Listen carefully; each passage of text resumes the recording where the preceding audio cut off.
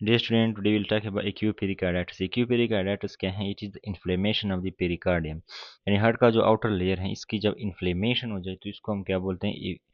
acute pericarditis. So acute pericarditis is the inflammation of the pericardium. ठीक है, तो जो रेड एरो है यहाँ पे, let's say this is a diagram imaging and that is showing an outer layer, this one that is uh, especially the red arrows that is showing the pericardium with the inflammation. So inflammation of the pericardium इसको हम क्या बोलते हैं? acute pericarditis.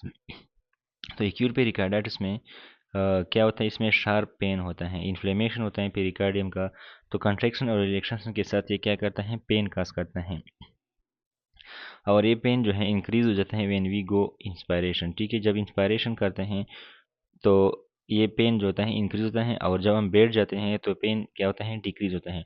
तो acute pericarditis में ये दो चीज़ें हैं इंपॉर्टेंट हैं जो एमसीक्यूज के हवाले से जो है वेरी वेरी इंपॉर्टेंस रखते हैं। ठीक है, तो ये जो है कॉमनली प्रेजेंट, तो इसकी प्रेजेंटेशन क्या होगी? शार्प पेन होगी, ये रिमेंबर, याद रखिए। ठीक है, शार्प पेन होगा, पेन जो होगा वो शार्प पेन होगा। And this pain is aggravated by inspiration. जब हम इंस्पायर करते हैं यानी सांस अंदर लेते हैं तो क्या होगा? ये पेन क्या होगा? इंक्रीज होगा। ठीक है, एग्रीवेटेड मीन इंक्रीज होगा। और ये पेन सिटिंग अप यानी जब बंदा बैठ जाता है, या लीनिंग फॉरवर्ड यानी आगे की तरफ झुक जाता है, तो इस वजह से ये पेन क्या होगा? डिक्रीज होगा। सो एक्यूट पेरिकार्डाइटिस में जो पेन होता है वो शार्प पेन होता है, और ये पेन क्या होता है?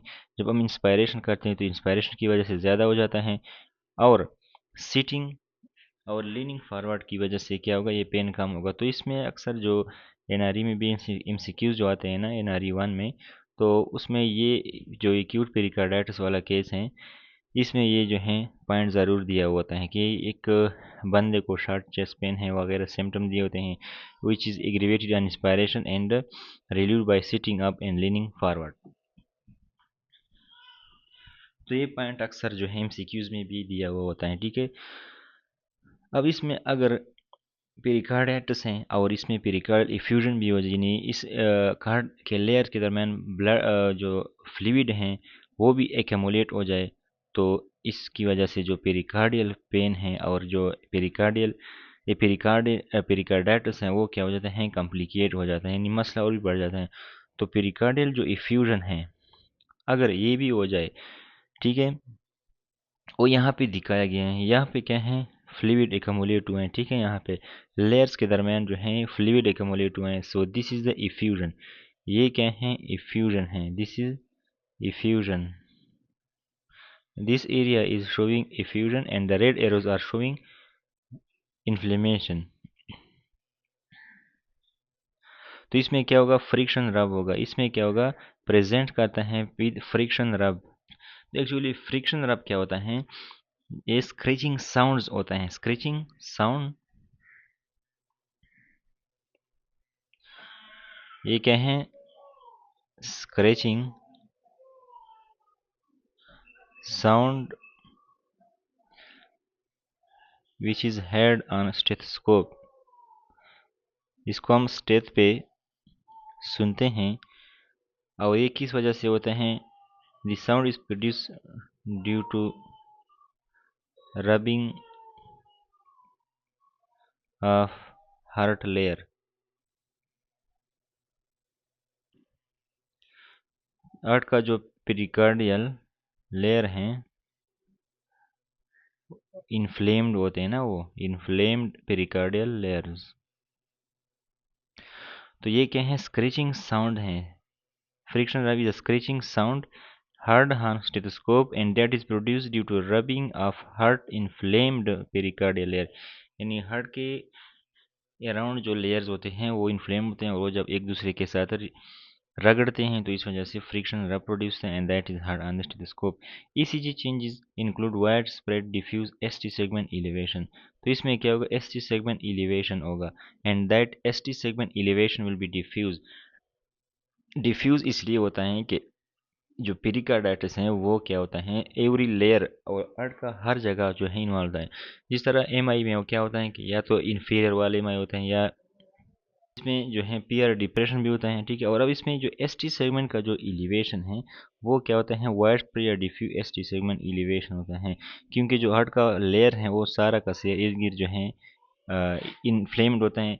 जिस तरह एम आई में होता है ना, उसमें सिर्फ या इंफीरियर वाला एम आई होता है या इंटीरियर वाला या लेटरल वाला एम आई, ठीक है, वगैरह। तो इसमें वो वाला एलिवेशन होता है जहाँ पे इन्वॉल्वमेंट होती है, जैसे कि लेटरल वाल में या इंटीरियर वाल में या इंफीरियर वाल में, ठीक है। तो उस हिसाब से वो जो लीड्स होते हैं उनमें चेंजेस आते हैं, लेकिन जो पेरिकार्डाइटिस है उसमें सारे लीड्स में जो है चेंज होते हैं, और उसमें पीआर डिप्रेशन जो है भी होता है, पी आर इज डिप्रेशन। और ये मैंने पढ़ा हुआ था पहले कि जो एस टी सेगमेंट एलिवेशन है वो कनकेव होते हैं इन केस ऑफ पेरिकार्ड एक्यूट पेरिकार्डाइटिस। हमने ये भी पढ़ा था कि जो एम आई में होते हैं वो क्या होता है, कन्वेक्स होता है, ठीक है। तो इसमें और क्या है, ये असल जो है यूजुअली ये क्या होता है, आइडियोपैथिक होते हैं, इसके काज का पता नहीं होता। लेकिन इसमें काजेज जो हैं वायरल इन्फेक्शन हो सकते हैं, जैसा कि कॉक्सी की बी वायरस हैं। कुछ में लिग्नेंसीज हो सकते हैं, जिसमें मेटास्टेसिस यानी हार्ट को दूसरी जगह से जब जो है कैंसर वगैरह आ जाता है तो इसको हम क्या बोलते हैं, मेटास्टेसिस टू द हार्ट।